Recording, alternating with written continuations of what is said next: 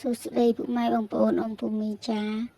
វិលមកជួបគ្នាសារជាថ្មីម្ដងទៀតហើយជាមួយនឹងដំរីឆ្នោតវៀតណាមប្រចាំថ្ងៃសូមបងប្អូនជួយចុច Subscribe និងរូបកណ្ដឹងម្នាក់មួយផងដើម្បីទទួលបានវីដេអូថ្មីមុនគេ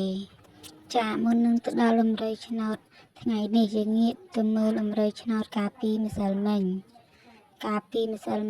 ដំរីឆ្នោតរបស់យើងម៉ោង 1:30 នាទីចូលចំលេខតូចអូខ្ទង់ចាយើងអូខ្ទង់ខ្សែវាចេញខ្សែ9ប៉ុស B និងប៉ុស D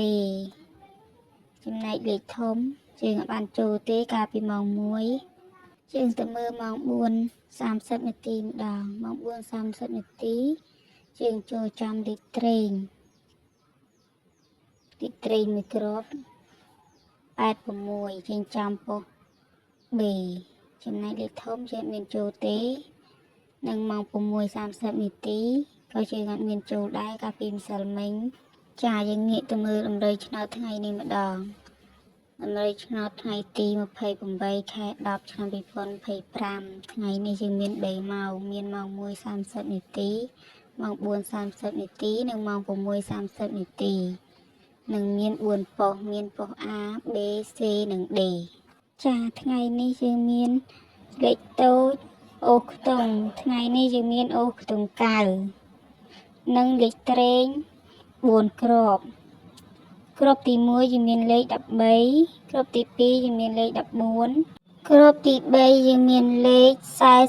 43និងគ្រាប់ទី4យើងមានលេខ28លេខធំថ្ងៃនេះយើងមានលេខ407គុណបញ្ជាក់លេខតូចអូខ្ទង់ថ្ងៃនេះយើងមានអូខ្ទង់កៅនិងលេខត្រេង4គ្រាប់គ្រាប់ទី1យើងមានលេខ13គ្រាប់ទី2យើងមានលេខ14គ្រាប់ទី3យើងមានលេខ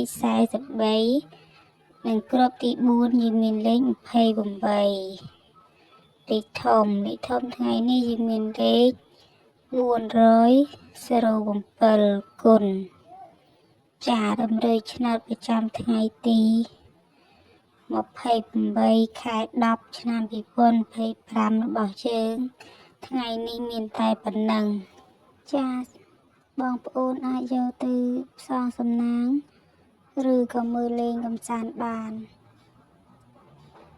សូមឲ្យហេងគ្រប់គ្នាចាសូមអរគុណច្រើនដែលបានទស្សនា